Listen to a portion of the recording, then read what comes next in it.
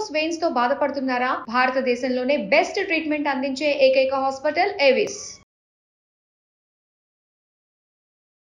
నమస్తే అమ్మా. నమస్తే అమ్మా. అమ్మా, ఆడవారు వంటింట్లో చెయ్యకూడని పనులు, ఈ పనులు అసలు చేయకూడదు, అలా ఏమన్నా ఉన్నాయా?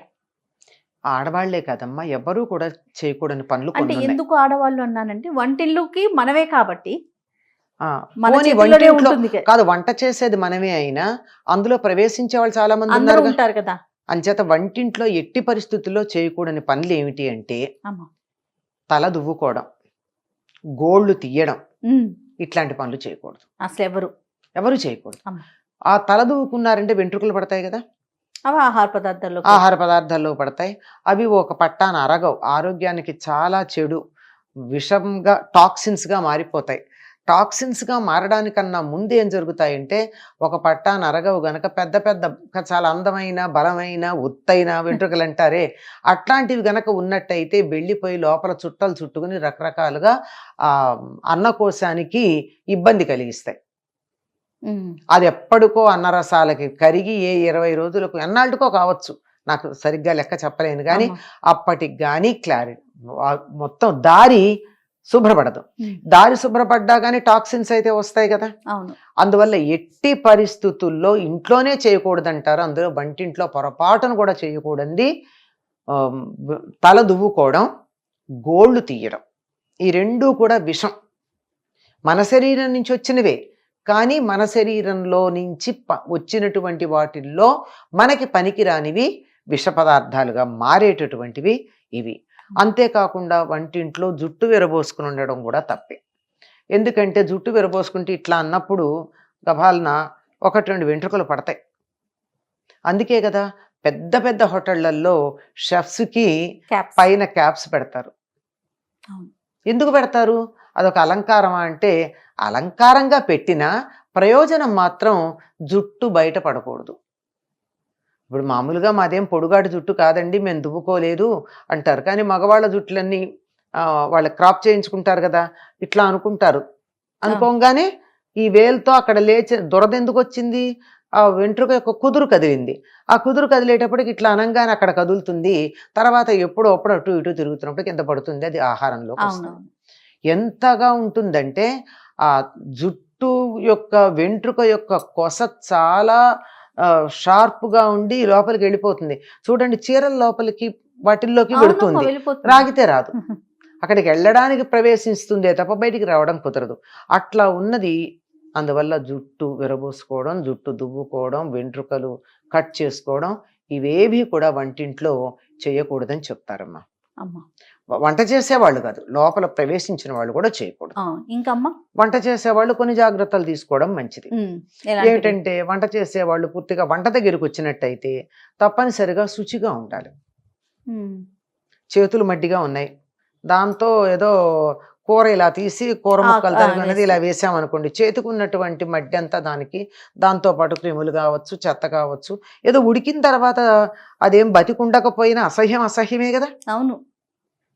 అంచేత శుచిగా ఉండాలి.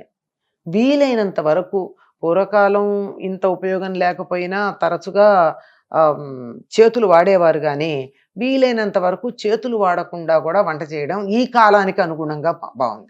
అది పూర్వకాలానికి సంబంధించింది కాదు సుమా. అప్పటి శుభ్రతలు వేరు, అప్పటి వ్యక్తులు వాళ్ళు పాటించినటువంటి వంట చేసేప్పుడు పాటించిన నియమాలు, శుచి శుభ్రతలు ఇప్పుడు మనం పాటించలేకపోతున్నాం. చాలా కఠినంగా ఉండేయమ్మా. చాలా తడి బట్టతో వంట చేసేవారమ్మా. స్నానం చేయందే వంటింట్లో అసలు పొయ్యి వెలిగించేవాళ్ళు కాదు. అట్లాంటప్పుడు అంత శుచిగా ఉన్నటువంటి వాళ్ళకి ఇప్పుడు మనం ఎట్లా పడితే అట్లా వచ్చి వంటింటో చేసే వాళ్ళకి ఈ నియమాలు పాటించాలి కదా. కనుక వీలైనంత వరకు శుచిగా ఉండే ప్రయత్నం చేయాలి. తర్వాత ఆ మధ్య ఎప్పుడో చెప్పారు, అందరూ శానిటైజర్స్ వాడి వంట చేస్తున్నారు. శానిటైజర్స్ వాడి వంట చేయడం అన్నది ఈ కాలంలో ఒకప్పుడు శానిటైజర్ వాడమన్నారు కానీ వంట చేసేప్పుడు వాడకూడదు. ఎందుకంటే అది ఆ వేడికి అదంతా కూడా మాడిపోయినట్టు అవుతుంది. తర్వాత దానిలోంచి కెమికల్స్ వంటలో కూడా పడేటటువంటి ప్రమాదం ఉంది కనుక అది కూడా చేయకూడదు. వీలైనంత వరకు బట్టలు కాస్త దగ్గర పెట్టుకోవాలి. అంటే కొంగి ఇలా విసిరేయడం ఉన్నదనుకోండి, ఇటు వస్తూ ఉండగా టప్పునట తగిలితే చున్నీలు కానీ ఆడవాళ్ళు చీరలు కట్టుకుంటే చీర కొంగు కానీ చున్నీ కొంగు కానీ దోపుకుని ఉండడం చాలా మంచిది.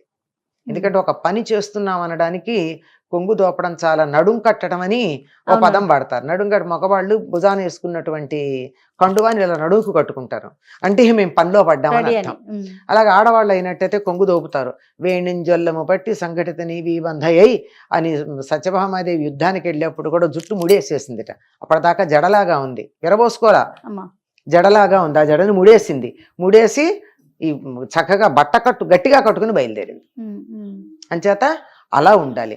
అంతేకాకుండా వీలైనంత వరకు వంటగదిలో వంట చేసేటటువంటి వాళ్ళు సింథటిక్స్ వాడకండి. వాడితే మనకే ప్రమాదం. ఏమాత్రం కొంచెం వేడి దరిదాపుల్లో తగిలితే కూడా వంటుకుంటాయి. ఎంత ప్రమాదం అండి. చాలా వరకు ఆడవాళ్లకు వచ్చే బర్న్ యాక్సిడెంట్స్ అన్నీ కూడా పాలియస్టర్, నైలాన్, టెర్లిన్ ఏవో రకరకాలు ఉన్నాయి కదా ఇప్పుడు. ఇంకా చాలా మోడల్స్ వచ్చాయి. అటువంటి చీరలు కట్టుకుని వంటింట్లోకి వెళ్ళడం వల్ల వాళ్ళకి ఎక్కడో అక్కడ కొంగు ఇటు తిరిగినప్పుడో అటు తిరిగినప్పుడో జరిగేటటువంటి ప్రమాదం ఉంది. అలాగే జుట్టు జడలు కూడా పొడుగ్గా ఉన్నటువంటి వాళ్ళు కూడా వీలైతే వంటింట్లో ముడేసుకోవాలి. లేదు సత్యభామ జడంత జడ ఉందనుకుందాం, సంతోషమే. కానీ వంటింట్లో ఇట్లా తిరిగారనుకోండి, వెళ్ళి అక్కడ తగిలితే చిన్న చిన్న వంటిళ్ళు ఇప్పుడు పూర్వలాగంగా కాదు. అందువల్ల ఈ జాగ్రత్తలు పాటించటం చాలా అవసరం అమ్మా. జాగ్రత్తలు, నియమాలమ్మా. నియమాలకేముందమ్మా, శుచిగా ఉండాలి. వంట చేసేటప్పుడు తినే వాళ్ళ మీద ప్రేమతో చేయాలమ్మా, అది నియమం. తినేవాళ్ళు ఇష్టంగా తినాలి, వాళ్ళకి బలం రావాలని చేయాలి తప్ప అయ్యో నేనెందుకు వండాలి, నా కర్మకాలి వంట చేస్తున్నాను అనుకున్నట్టయితే తినేవాళ్ళకి భౌతికంగా కడుపు నిండుతుందేమో కానీ మనస్సుకి శరీరానికి పుష్టి తుష్టి రెండూ రావు. శ్రద్ధ పెట్టాలి, దాని మీదే దృష్టి పెట్టి వంట చెయ్యాలి. వంట చేసేప్పుడు వంట మీద దృష్టి పెట్టాలి. ఏదో సెల్ ఫోన్లు అస్సలు వాడకూడదు వంటింట్లో. అది ఉంటే రెండు రకాల ప్రమాదం. ఒకటి అవి పేలిపోయే ప్రమాదం ఉంది, రెండోది మనం పేలిపోయే ప్రమాదం ఉందంటే అది వింటూ ఒకదానికొకటి చేసేస్తాం. కరెక్ట్. అందువల్ల ఇలాంటివి ఎవరికి వాళ్ళకే అర్థమవుతూ ఉంటుంది ఏం చేయాలన్నది, చేస్తూ ఉండాలి. వీలైనంత వరకు స్నానం చేస్తే వంట మంచిది. అంటే పొద్దున్నే టీలు పెట్టుకోవడానికి కాఫీలు పెట్టుకోవడానికి కూడా స్నానం చేసి చెయ్యాలంటే ఈ కాలంలో కుదరకపోవచ్చు చాలా మందికి, అంతే కదా. కుదరకపోవచ్చు. కనీసం మనం తినే ఆహారమైనా దాన్ని కొంత మనం శుచిగా ఉండి చేస్తే మంచిది. ఎందువల్లంటే పడుకున్నప్పుడు ఎక్కువ మెటాబాలిక్ యాక్టివిటీ జరిగి శరీరంలోంచి వ్యర్థాలన్నీ బయటకు వస్తాయి. కళ్ళల్లో పుసులు తగ్గించి మనం గమనిస్తాం. కాలకృత్యాలు కూడా తీర్చుకోవడం పొద్దున్నే అవుతుంది. అలాగే స్వేద గ్రంథులన్నింటిలో నుంచి చెమట వస్తుంది. ఇవన్నీ ఉండి వంట చేసిన దానికన్నా ఒక్కసారి స్నానం చేసి ఉతికిన బట్ట కట్టుకుని చేస్తే చాలా బాగుంటుంది. మడి అలాంటి పదాలు అక్కర్లా, శుభ్రమైనటువంటి వస్త్రం. దీంతో పాటు ఇంకేం అమ్మా నేను శుచిగా ఉంటే సరిపోయిందా? మరి నాతో పాటుగా నేను వంట గట్టే వాడుతున్నాం అందరం. వంటగట్టు శుభ్రంగా ఉండాలి కదా, వంట చేసే స్టవ్ బాగుండాలి కదా. స్టవ్ బాగుండకపోతే ఏమవుతుంది, ఇవాళ శుచిగా లేదనుకుంటున్నాం కానీ రేపు పొద్దున్న నిండిపోయి మంట సరిగ్గా రాదు, మనకే ఇబ్బంది. వంట గట్టు శుచిగా ఉండాలి, స్టవ్ శుచిగా ఉండాలి, అవి తుడిచేటటువంటి బట్టలు కూడా బాగుండాలండి. చాలా మంది అక్కడ అశ్రద్ధ చేస్తారు. నేను బాగున్నాను, అన్నీ బాగున్నాయి, అది తుడుస్తూనే ఉంటారు ఆ బట్టతో, అదే బట్ట మళ్ళీ వాడతారు. అలా కాకుండా అవునమ్మా అదే బట్ట వాడతారు. ముందు మనం కట్టుకునే బట్టలు ఎంత శుచిగా ఉతుక్కుంటామో, కాళ్ళు తుడుచుకునే పట్టాలు కానీ లేకపోతే దులిపే బట్టలు కానీ, వంటగదిలో వాడేటటువంటి చేతి కింద వాడేటటువంటి బట్టలు కానీ అవి కూడా అంత శుచిగా పెట్టుకోవాలమ్మా. అవి పెట్టుకున్న తప్పనిసరిగా నియమం ఇది. పూర్వకాలం అయితే పొయ్యి మీద ముగ్గేసిన తర్వాత కానీ అలికి ముగ్గేస్తే కానీ వంట మొదలు పెట్టేవారు కాదు. ఇప్పటికి కూడా ప్రతిరోజు పొయ్యి ముందు రోజు వంతంతా అయిపోయిన తర్వాత స్టవ్ కడుగు అక్కడ పెట్టి దాని మీద చాక్ పీస్తో 2 గీతలు గీస్తే గాని పొయ్యి వెలిగించిన వాళ్ళు ఈనాటికి కూడా చాలా మంది ఉన్నారు. మరి శుచి అంటే అంత శౌచం ఉండాల్సిందే. మరి ఇంత బాగా చేసుకున్నాక నిన్న మడ్డిగా ఉన్న బట్ట తెచ్చి దాంతో దుడిస్తే ఉపయోగం తొడవక లేదు. ముందు ఎక్కువ శుచిగా ఉంది అది. కాబట్టి ఇలాంటి చిన్న చిన్న జాగ్రత్తలు పాటించాలి. చిన్న జాగ్రత్తలు అసలు నిజానికి చిన్నవే చాలా పెద్దవమ్మ. అవునమ్మా, చిన్నవి పాటిస్తేనే పెద్ద ఫలితాలు ఉన్నాయి. తప్పకుండా. నమస్తే అమ్మా. నమస్తే అమ్మ.